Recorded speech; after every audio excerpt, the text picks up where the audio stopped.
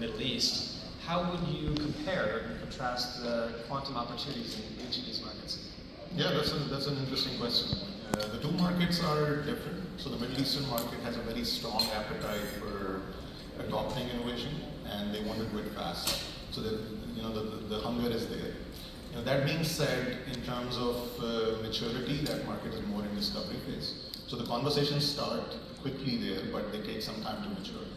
In North America, the conversations are more pragmatic, but they start from a point of view of greater understanding of quantum computing.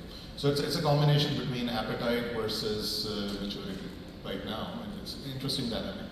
So as we're bringing communities together in the Middle East, how does that change let's say, the balance between training and upskilling, education, versus bringing solutions that to demonstrate productive use cases in your mind?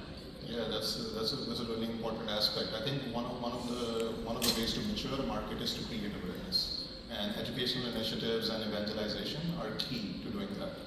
And with the Middle East, the good thing is that they do a lot of events. You're there all the time, right? So you travel quite a lot to Dubai and Abu Dhabi. So I think that is helping, and I believe that this year you will see even more impetus and growth in the quantum opportunities in the Middle East. And of course, North America is there, and North America is the market right now for quantum computing. All of our practical use cases currently are based in North America. Okay. And given the complexity and mystique around quantum computing, how do we reduce the barrier to entry for both individuals and organizations? Yeah, that's really important. So I think the education and evangelization piece that you mentioned is very important for that. In addition, I think productizing solutions that accelerate access to quantum computing and require less of a learning of quantum mechanics or quantum concepts to utilize it will be important. I think D-Wave Leap is a great example of this. It provides a great access point to quantum computing without worrying about the exact mapping of the problem on qubits. And then Staque is building a product called Super, which is actually plugging into Leap and other supercomputing infrastructures that allows for a problem to come in from a natural language perspective and model it, generate the code, deploy it, solve it, and present the results to business executives. So this combination, I think, is going to expedite access to quantum computing. Okay, great. So, and for Staque, as a D-Wave partner, what do you think is the catalyst for quantum commercialization? Well, I think it is the catalyst, because without quantum annealing, we wouldn't be doing much of commercialization at this point. We would still be sitting in the lab. So we do work with the gate-based quantum. Don't get me wrong; it has its place. It's important. It's gonna get there eventually. But we're also very hyper-focused on commercialization. And when it comes to commercialization, it's quantum annealing where we can get the best bang for our buck. And without this partnership, I don't think we will be able to deliver any commercial value. Okay. In terms of industry sectors now, what is your view about where you think there are the biggest immediate opportunities for applying quantum computing? Well, yesterday I was in this panel with Lorenzo and Ethan and Arkit on quantum optimization as the killer opportunity. So I agree 100% with that. That is the biggest opportunity. But then in terms of sectors, I believe that routing and transportation type problems, this is where you'll see the early adoption of quantum computing and the impact. And we're seeing that as well. And then there is the AI side, where there's a strong appetite to experiment and develop R&D to expedite training and inference from AI models. In terms of Staque, we're focused on two of those areas. One is autonomy and one is AI. Within autonomy, we are targeting optimization problems, and within AI space, we're targeting life science AI models, and where we're bringing quantum computing to increase the performance of those models, because those are mission critical, those are life and death matters. So you need to, even if you can bump the accuracy by 3 to 5%, it makes a huge difference to the model. Well, it's interesting. In the balance of what you were talking about with individuals and organizations and those opportunities, I almost find that there's a little bit of a distinction there where, in the logistics, routing, final mile delivery, those organizations, their core operation is not necessarily in the logistics. So they're organizationally looking for solutions. They're kind of early adopters for that. And then as you're talking about the opportunities in artificial intelligence, there's a lot of focus from individuals in terms of creating that mastery of those techniques and understanding of both quantum and artificial intelligence. I don't know if that's a little bit at play in those two industry sectors. What are your thoughts? It is, and I think because of the R&D nature of autonomy and life science industry, they are more open to adopting quantum computing, and they're actually proactively exploring it as well. So it's an easier conversation for us. We have been doing classical work in autonomy and AI for a long time. So it's an easier conversation for us to transition those relationships to explore a deeper dive into quantum computing. So I think that maturity definitely helps. Terrific. All right. Well, I'm going to let you get to your presentation. I can't wait to see about your applications in agriculture. Thanks, Mama. Fantastic. Thank you so much.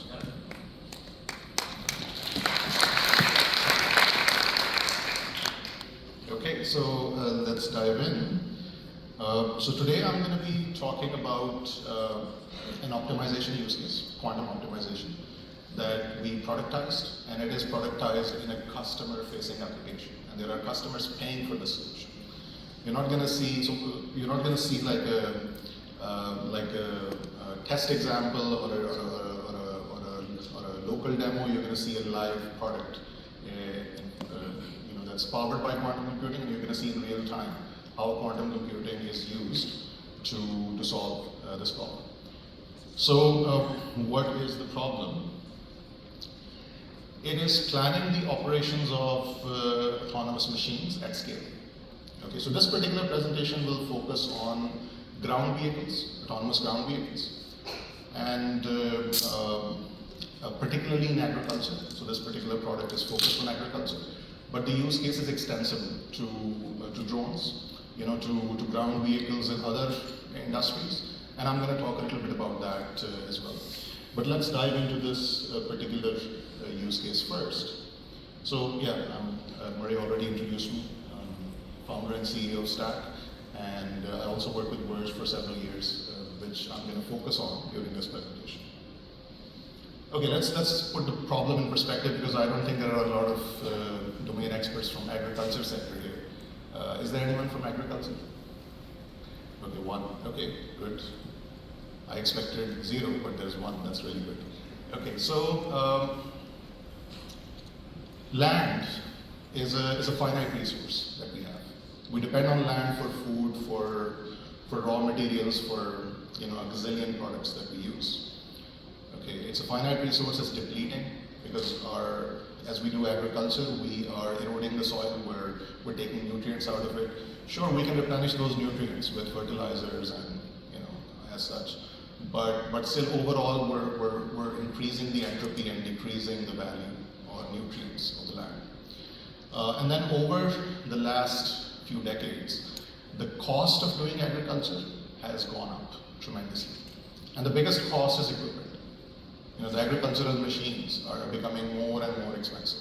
And what that has done is, despite the fact that yields have increased, the income gap, the net income of the grower has diminished over the last several decades. Okay, so there are two problems here. One is sustainability of agriculture, preservation of land and getting value out of it, and the second is how do you increase this net margin for the grower? Because if it keeps going down, then agriculture sector will be in trouble and people will disengage with it. So what is the solution of this? The solution is to bring more autonomy in agriculture, and it is already happening. In North America, South America, Europe, Australia, there is a significant amount of autonomy, meaning robotics, whether ground robotics or drones, being heavily used in agriculture. Okay, but in order to make that happen, and in order for that to also drive sustainability in agriculture, we need planning tools.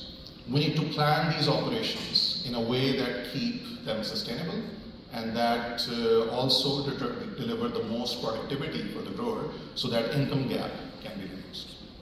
So this is the space where Verge Agriculture operates. Verge is a company based in US, Canada, Brazil, Australia, the major agricultural markets, the autonomous or semi-autonomous agricultural markets in the world. And it's a precision agriculture company that has built a solution for solving this problem or supporting this problem. How can you perform agricultural operations sustainably, whether with autonomous or semi-autonomous machines? So just to set the problem in perspective, this is the app. This is the classical app. This is not the quantum app. This is the classical app where the grower can select their fields, they can pick an operation that they want to perform, and they can decide a criteria that they want to optimize. So they may want to minimize their time, the time of operation. Or they may want to minimize the soil erosion. Or they may want to minimize the GHG emissions or other criteria. There are several nuances to agriculture.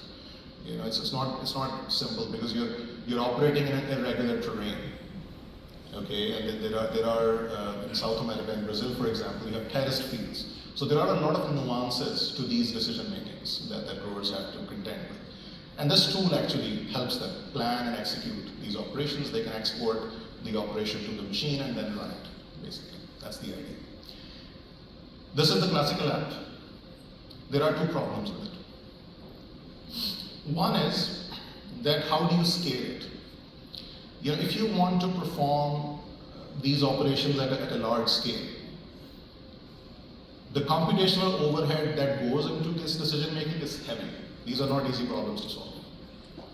Second piece is that you have these tracks. These are machine tracks, by the way, that you're seeing, these lines. And the color coding on these lines represents soil erosion. The red means it's bad, yellow means it's better, green means it's the best. So basically you want to reduce the amount of red if you want to preserve your soil. Okay, so there's a lot of nuances here.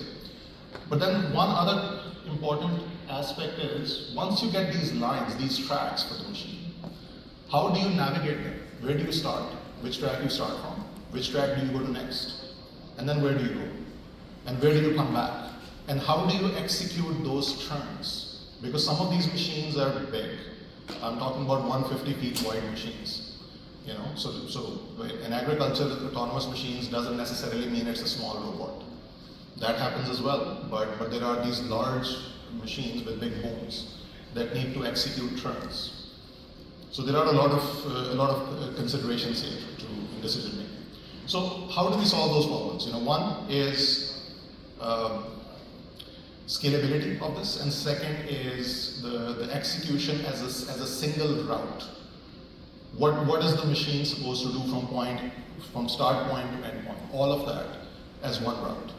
Okay. And why did we want to do it? So this is one other metric. Before I jump into the quantum solution, I'll just elaborate on this. On the sustainability side. So even classically, if you look at operational planning and the Verge tool, it has a significant impact on the sustainability of agriculture. Like we have conducted studies and seen that you can reduce GHG emissions by using this tool of the order of 76 cars. The annual emissions from 76 cars you can reduce by implementing this tool on a 34,000 acre farm. And now you can scale it. If you think about the whole world, the agricultural land, how much emission you can save. Equivalent to a small country's emission, pretty much. Okay, but now I'm going to dive into the quantum side. Like, why did we have to jump into the quantum side of things? So the push came from two aspects. One, there are government organizations or research organizations or policy-making organizations that want to conduct large-scale studies on the sustainability of agriculture and different practices in agriculture, and then use of autonomy in agriculture, and they want to do it at scale. They want to perform a study for 20,000 fields, 50,000 fields, 100,000 fields. And right now they are restricted to run these studies for 10 fields or 15 fields because it's computationally impossible for them to do that simulation. Okay, so examples are Prairie's Agricultural Machinery Institute in Canada, based in Saskatchewan, Water Safety Agency in Saskatchewan, Grain Research and Development Corporation Australia, and Australian Controlled Traffic Farming Association. So these organizations approached Verge actually, and they wanted to conduct this study. But we had no way of conducting it for thousands of fields. So that was one motivation. Paying customers, wanting to do something, and we cannot do it with classical methods. Second is OEMs, original equipment manufacturers. When they're designing new equipments, or they're trying to figure out what's the best equipment they can design for a particular country, they want to run large-scale simulations. And then after they design them and they deploy those machines, they need operational plans. So you need a robust operational plan to be pushed to that machine so machine can execute. So a guidance tool, a guidance operating system for the machine. And you want to do it at scale because these OEMs have hundreds or thousands of machines operating, in some cases hundreds of thousands of machines operating around the world. Not all of them are autonomous, but most of them are semi-autonomous. Okay, so you need operational planning for those machines. So that's the second impetus that comes in from the OEM side of things. And as a result, we decided to build this enterprise tool that can perform operational planning for autonomous machines at scale in agriculture. The value is still driven to the grower. The grower is the beneficiary of the solution, but the paying customer in this case is enterprises, like the research institutions or OEMs. Okay. How did we build this? So we came up with a project, like I spearheaded the development of this project with Verge and a whole consortium of organizations. And the project was partly funded by, it is being funded, it's running even now. It's being funded by Canada's Digital Innovation Supercluster. So part of the funding comes from them. Part of the funding comes from MyTax, which is another funding body in Canada. And more than half the funding comes from industry, from the paying customers that are pitching into this project. On the quantum side, we have Staque and D-Wave collaborating on autonomy and AI, as I was discussing with Marie, and building the algorithms and building the quantum solution. Okay, and then we have a super product that I talked about. So that's the quantum piece of the puzzle. Then we have the research institutions. We have the University of Northern British Columbia as part of the consortium. We have paying customers, PAMI and GRDC, that are pitching in hundreds of thousands of dollars into the project to fund it and then also to consume it. So these are our paying customers. Okay. Before I get into what we built, and how it works, sort of a live demo, I want to show you some press of recent information about the project. The project started 4 months ago, 5 months ago. Okay, so it's early days in the project. But already it has generated a lot of interest because it's a customer-facing application, it's live, it's a product. Okay, it's not being used by Verge internally, it's being used by Verge customers, and they're paying for it.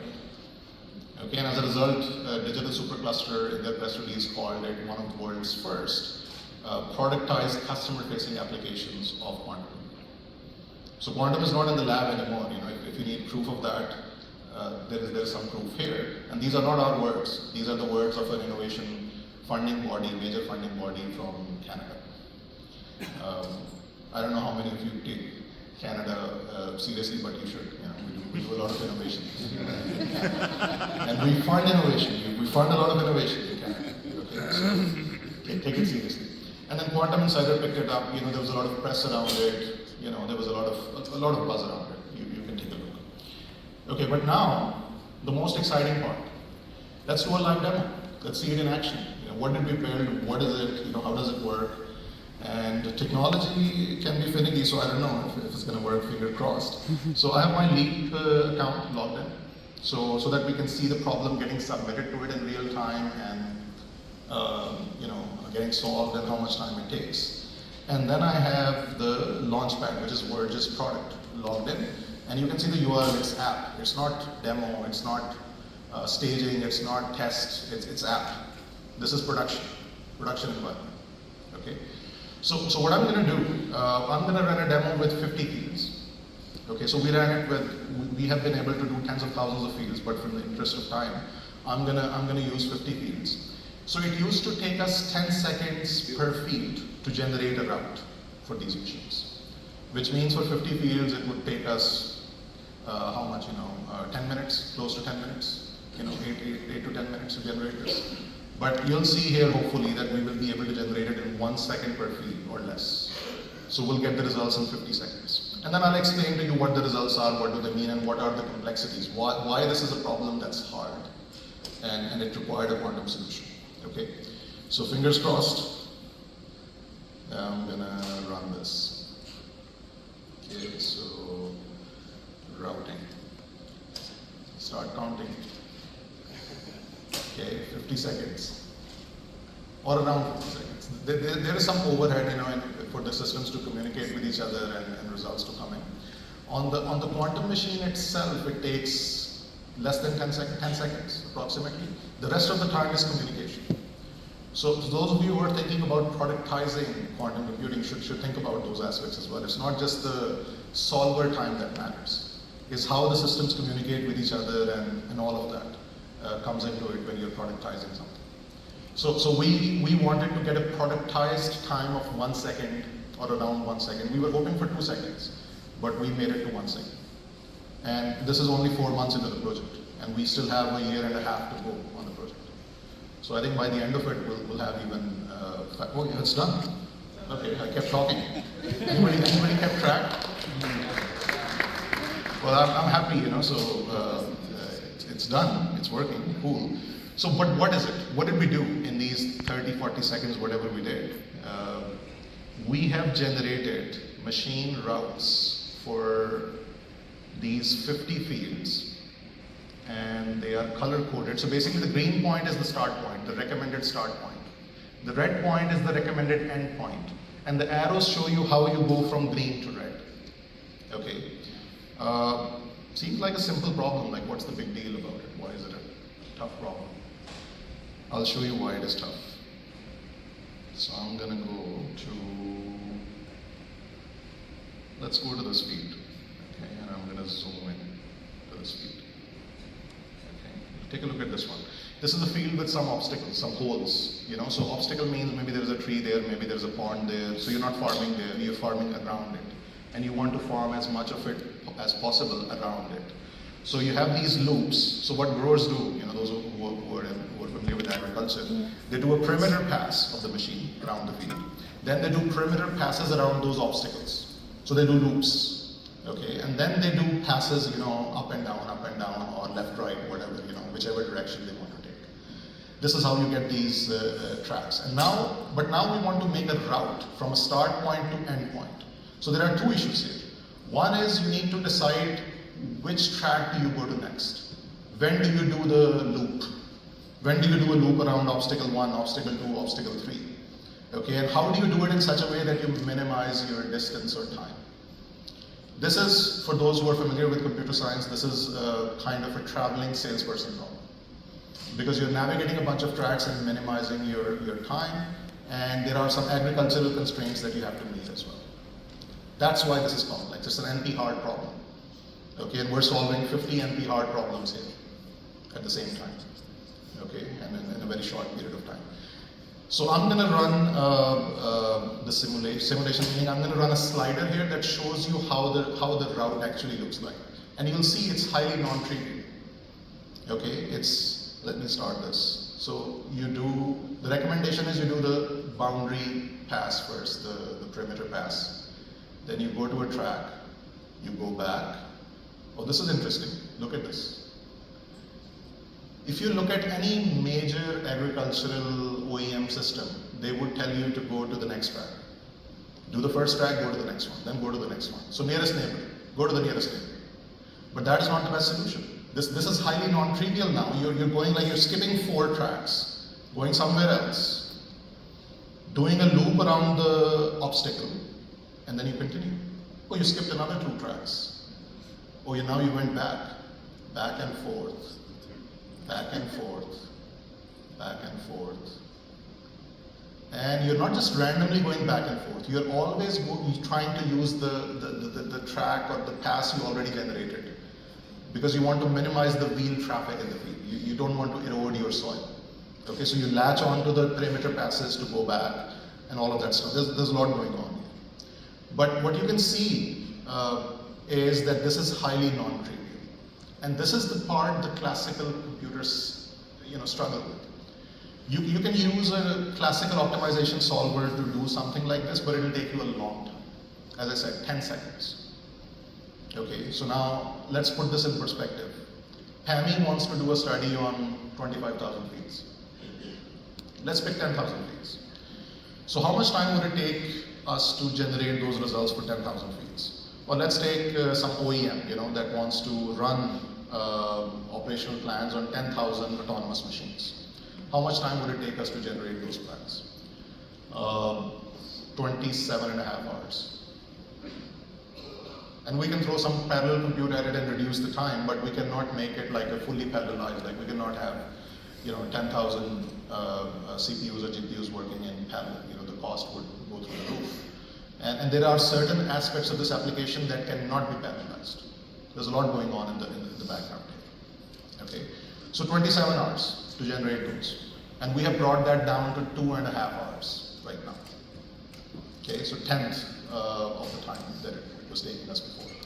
And it would not have been possible without using quantum annealing. When I say quantum computing, I'm specifically talking about quantum annealing. And a shout out to our DWave team, here, Lana is here, Stuart is here, and Logan is here. So, great work, you guys. And, yeah.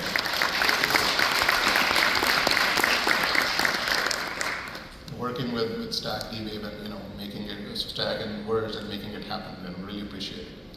So, yeah, I'll pick one more example, maybe one more field to show you. Which is a nasty one. This, maybe this one, okay. Yeah, I'll show you this one. It's nasty because it has obstacles and then it has irregular perimeter as well. So let's see how the route looks like for this. Okay, you do the perimeter. Interesting. Here you're not skipping around. Now you skip to a completely different side of the field. You do the bottom, then you do a little bit of the top. You still leave the top 3 lines and come back to them later. Why? Because that's the optimum. It's not obvious, but it is the optimum. Okay, and here we go. So yeah, that's the live product. Can we switch back to the results? Okay, so quickly, I'm out of time here, so I'm going to go through the results quickly. This chart shows earlier experiments that we had done, where we had seen, so classically we were using ant colony solver, and we were using some exact methods as well, classically. Used to take us 10 seconds per field on those. And then the quantum, we implemented 2 quantum approaches. One is a node sequencing approach, one is a track sequencing approach, and track sequencing provided us the best solution. And this is using the nonlinear solver. So those of you who are now getting introduced to the nonlinear solver, I highly recommend it. It does the job. It's worth investing in the nonlinear solver and implementing your solutions that way. Okay, so we reduced time, that's great. We got it to 1/10 of the time, okay. But what about the objective value? Like, what if we were using ACS and colony solver or classical methods versus quantum? Do we get similar solutions? Turns out we get better solutions in most cases. So our main goal in this project was speed, but we also gained in terms of the objective value. We get superior results, higher quality results in most of the cases. So in almost 55-60% of the cases, we get better objective values with the quantum solver. In others, we get slightly worse values, but they're highly comparable.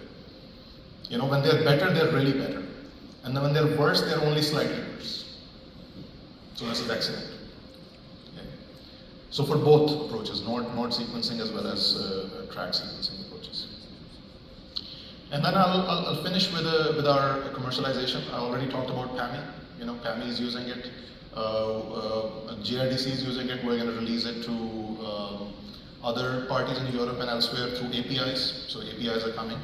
And then in Brazil also, it's being used. Okay, and with that I'll conclude. If you want to implement this in agriculture, reach out to Verge. If you want to implement this or similar solutions for autonomous machines in other areas like construction, mining, or any open field situation or drones, reach out to Staque. Okay, thank you so much.